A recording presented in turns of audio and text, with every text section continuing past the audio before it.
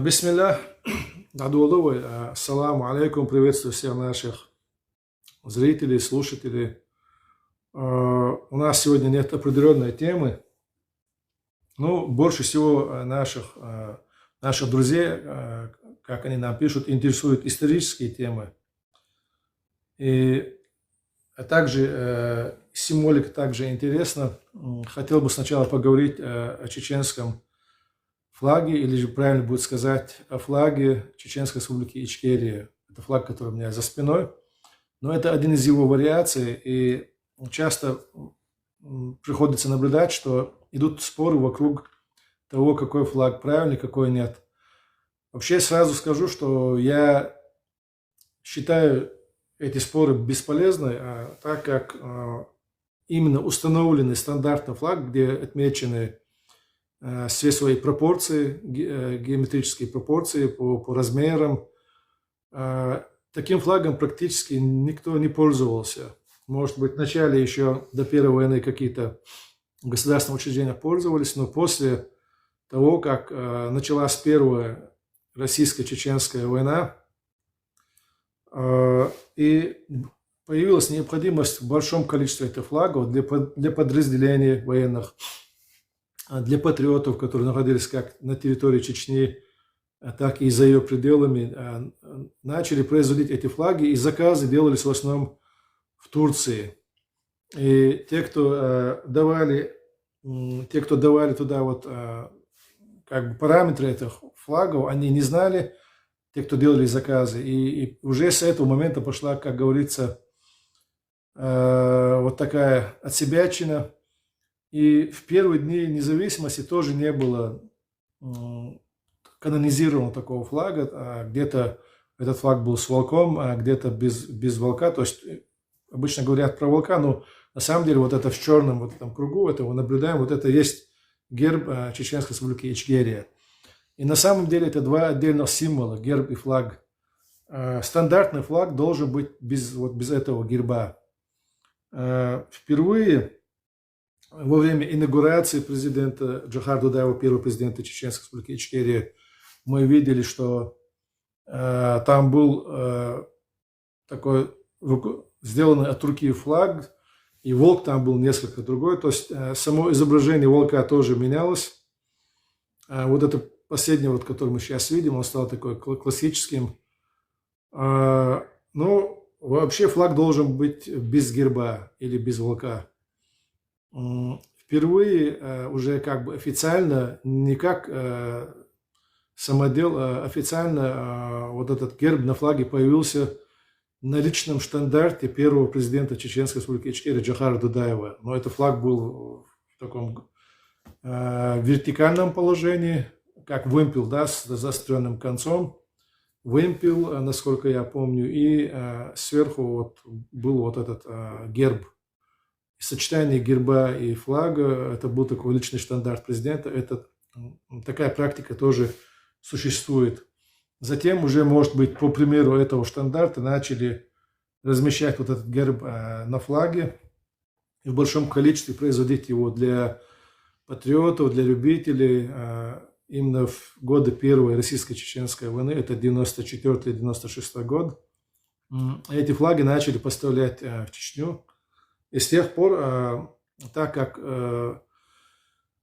производили, видать, разные производители, соотношение пропорции начали быть разные. На каких-то флагах вот этот герб, он стоит выше вот этой линии вот этих полос.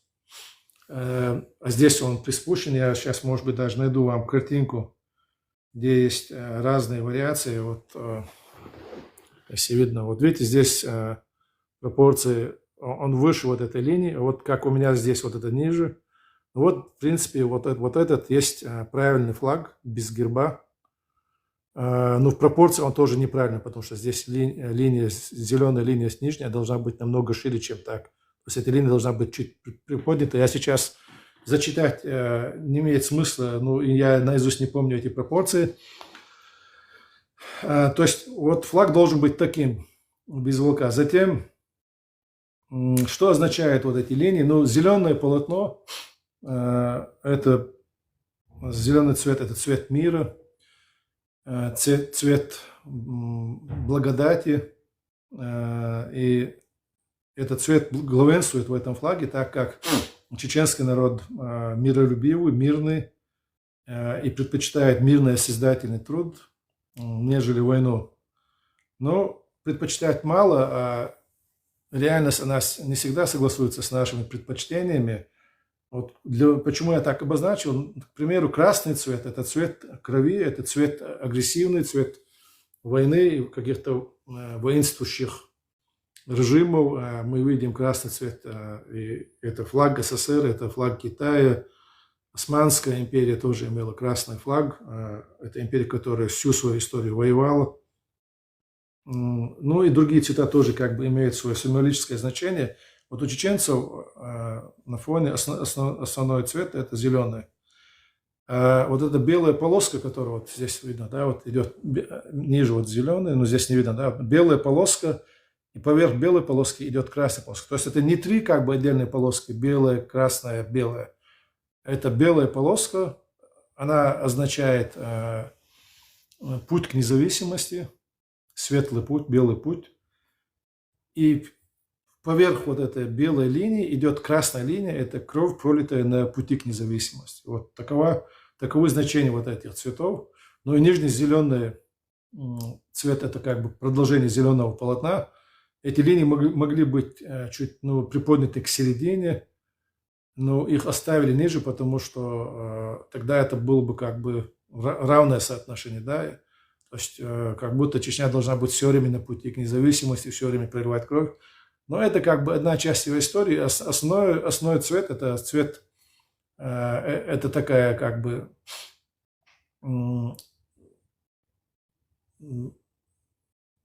как правильно сказать, то есть преобладает именно верхняя часть полотна, зеленый цвет.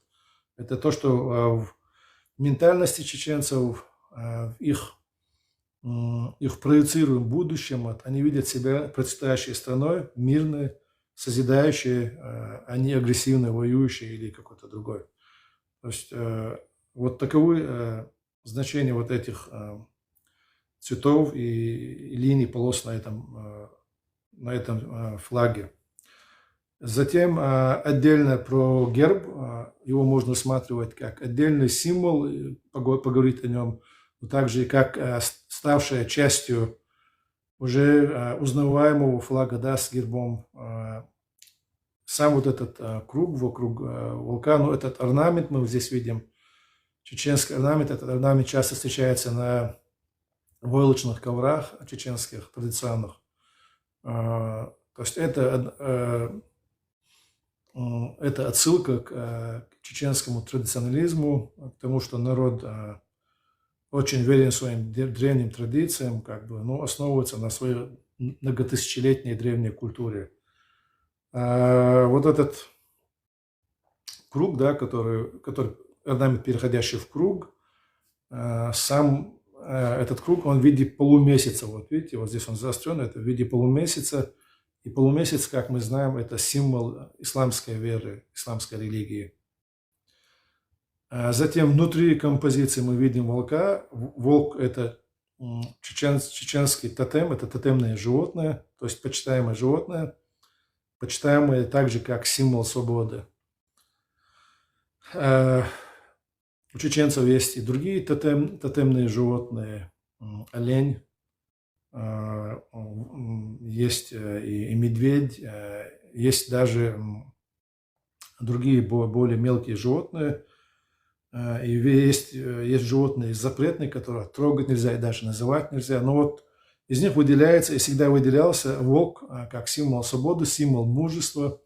Животное, которое имеет строгую как бы иерархию и групповое мышление. То есть чеченец, он никогда не представлен самому себе, он ответственен за род, ответственен за весь народ, его поступках будут судить о всем народе. Вот эта идеология, она всегда присутствует в чеченском воспитании мужчины и девушки, которые называются мягкари, ответственные за свой народ. То есть он всегда должен ощущать на себе тяжесть ответственность за весь народ, что по его поступкам будут судить о всех чеченцах.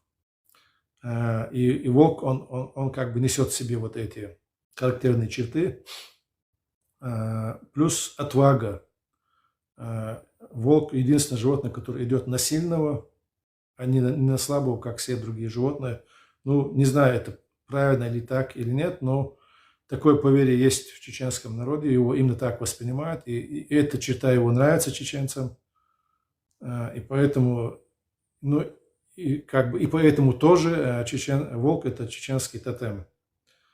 Но прежде всего здесь в нашей символике, в гербе он обозначен как именно символ свободы. Затем много было вопросов, почему он лежит, а не стоит, потому что мы знаем, у других народов часто волк или стоящий в какой-то агрессивной позе, или воющий на луну. У чеченцев волк лежит, и на самом деле это не волк, а волчица. У меня флаг просто повешен неправильно, он у меня как бы повернут вправо, в оригинале он должен быть повернут влево. Это тоже имеет свое значение, это неспроста, потому что это выделяет пол волка. То есть, если это волк, он направо, у меня как он... То есть, мой волк на гербе, он именно волк, а не волчица, но на чеченском гербе в оригинале это волчица. И есть чеченский гимн, в этом гимне поется, когда волчица щенилась, или когда, то есть она рожала щенят.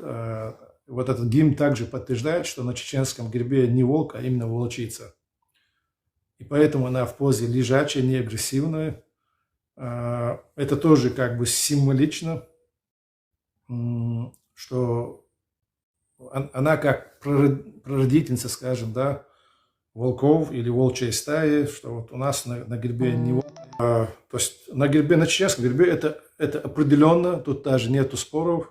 Я сказал, что подтверждение это поется и в гимне чеченском. У нас на гербе это именно волчица. Поэтому она не в агрессивной форме. В позе, то есть не агрессивной позе. Затем звездочки, да, изначально были звездочки пятиконечные, об этом идут споры. Даже из-за этого готовы, как это говорится, расшибать друг другу лбы, идут до того горячие споры. Но, на мой взгляд, это абсолютно не принципиально. И как в начале нашего эфира сказал Ушурма, это логично, что звездочки девятиконечные, так как их всего 9, вот вы можете заметить, это 9 звездочек, означает 9 чеченских тукумов. Это такие бывшие древние республики в чеченском народе. Это территориальное деление, в которых в каждой из них входит энное количество тайпов, то есть родов или кланов. Об этом тоже как бы разные мнения, разные споры. Мы сейчас не будем в это вдаваться. Но это союз вот этих 9, скажем, народных республик до оккупации России или до шамилионских времен. И вот этих 9 тукумов, так называемых, это и есть весь чеченский народ.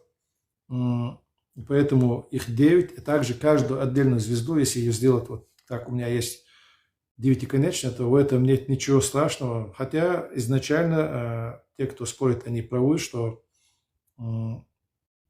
в гербе у нас были именно пятиконечные звезды, но это, скорее всего, наследие советского прошлого. Тогда просто, когда его создавали, там были действительно проставлены пятиконечные. Пятиконечная звезда тоже это очень символичный знак, там своя символика, связана и с сатанизмом, и много негатива относительно вот этой пятиконечной звезды. Поэтому даже если этот вопрос не до конца проработан в чеченской символике, то есть не в реестре чеченской символики, то этот реестр стоит подкорректировать. И вот такая девятиконечная звезда, на мой взгляд, она более уместна на этом гербе.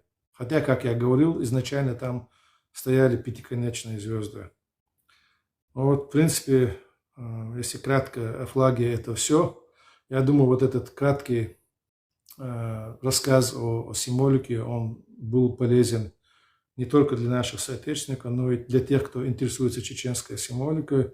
Ну и наверху вот в гербе выйти, да, вот этот тоже, это полная луна. Полная луна также как полна символизма. Вот волк лежит. Там у нас еще есть, это флаг, то есть это герб черно-белый, есть еще в цвете он расписан, да, то есть это именно полная луна, там цвета желтые, синие и белые, по-моему, черный, синий, желтый и белый, 4 цвета. Ну, это уже объяснять долго и не столь значимо. Я что хотел сказать, резюмируя, что вот эти споры, флаг такой, почему у тебя флаг неправильный, они все, как бы, эти споры бесполезны. Так, сейчас я постараюсь выключить. Иран, можешь ты сам свой звук выключить? Я хотел сказать, что не нужно спорить из-за этих мелочей и тем более как бы портить взаимоотношения. У нас и так полно проблем. Это все будет отрегулировано, когда будет достигнута деоккупация и восстановление чеченской государственности. Наверное, все это останется как бы историей, да, какими-то, может быть, сувенирами, какими-то свидетельством исторической эпохи, этапа, когда не было единства в производстве этих флагов. Возможно, что в последующем и флаг, и герб будут отдельно. Возможно, именно в таком формате, когда уже он стал привычным, флаг с гербом, он будет утвержден. То есть это все как бы вопросы будущего. Сегодня это не принципиально, и спорить по этому поводу из-за сколько конечная звездочка, должен бы там быть герб или нет, как он может быть расположен. Эти все споры, на мой взгляд, они бессмысленны. То есть то, что у нас есть, в любом случае принципиальных каких-то кардинальных изменений нет, за исключением тех флагов, когда здесь вместо волка были там пересеченные мечи и шагада. Это уже как бы полный отход от государственной символики. Но это тоже есть как бы факт того исторического периода, когда был провозглашен Эмират Кавказ, и те чеченские воины, муджады, которые находились в горах, предпочли вот именно такой флаг. Его можно соотнести к флагу какого-нибудь подразделения, или же мы же знаем, что в государстве, кроме официального государственного флага, бывает и флаг вооруженных сил, или же флаг военно-морского флота, военно-воздушных сил. Конечно, об этом официально нигде не было заявлено, но учитывая то, что это была война, это был военный период, его можно соотнести как к военному флагу или флагу вооруженных сил Республики Ичкерия до провозглашения Эмирата или после провозглашения Эмирата. Как бы, то есть это все нужно исследовать, это все нужно смотреть по этапам и по хронологии, и как есть просто описать, как факт истории, и это останется в истории. Ничего в этом такого страшного, принципиально в том, чтобы там как-то разделялись на какие-то группировки, партии, ссорились. Вот такой необходимости абсолютно нет. И я еще раз призываю, чтобы все прекратили эти споры. Вот на этом завершим обзор нашей символики. Если есть вопросы по символике, дам ответ, и затем уже перейдем к Шайпу Цантароевскому. Можно дополнить эту тему, Джумбулат? Можно, конечно. Есть разговоры, что вот этот волк там у нас недавно появился как бы из-за мультфильма «Маугли», который вышел в 1970-х. Но надо открыть этим людям секрет, что волк у нас идет как бы как тотем не с 20 века, не с конца 20 века. У нас даже в начале 19 века записаны русскими наши или Тур-Полночи, где говорится про волка. То есть те же слова, которые поются песни Тимура Муцураева в ту ночь, когда рождались волки.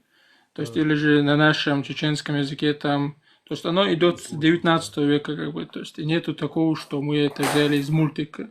И второй момент, говорят, что этот волк был перерисован с этого мультика, но насколько я знаю, этот волк нарисовали Султан Юшаев, если не ошибаюсь, да? И он это не из мультика, насколько я знаю, нарисовал. Это да, такая как бы легенда, такой миф пошел, что его срисовали с мультика. Его действительно автор вот именно этой композиции художественный Султан Юшаев, известный чеченский художник. Он не срисован с Маугли, он не срисован ни с какого мультика. Это, как я уже сказал, это образ волчицы из народных сказаний, так скажем, которые легли в основу нашего государственного гимна. Вот. А сам волк как тотем, как священное почитаемое животное, ну, проследить, когда он стал тотемным животным в чеченском фольклоре, очень трудно, но это очень древняя символика. То есть для чеченцев волк, санитар леса, я не знаю, борец, или я не знаю, стойкий борец за свои устои, да, и много-много чего другого, много другие эпитеты, которые можно дать волку. Вот в плане почитания вот этих черт, вот этих характерных черт волка, он был тотемным животным у чеченцев очень давно. И с какой стати вообще брать с мультика волка, если до этого он не был тотемным животным у чеченцев?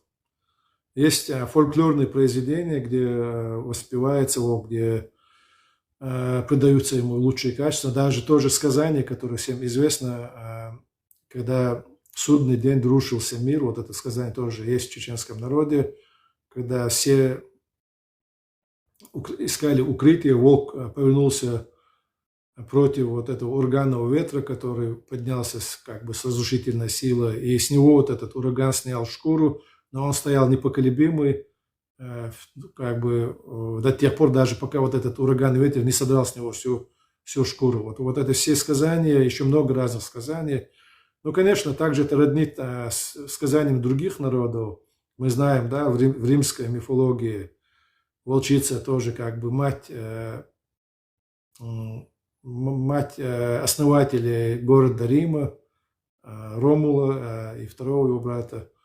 Мы знаем, в тюркских народах также волк – тотемное животное, в многих тюркских народах волк – тотемное животное.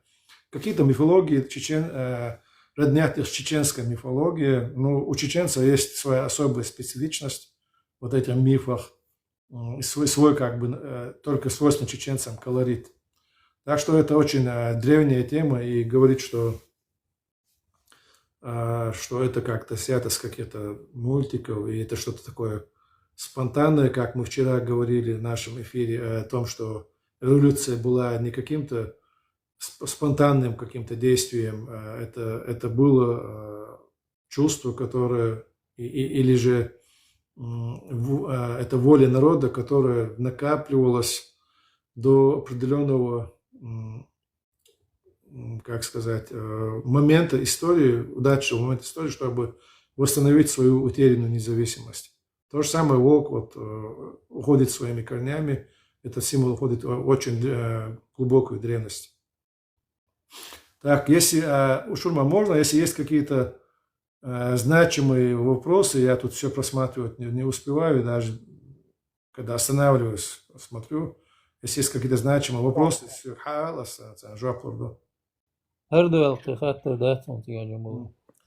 тогда закрываем тему символики.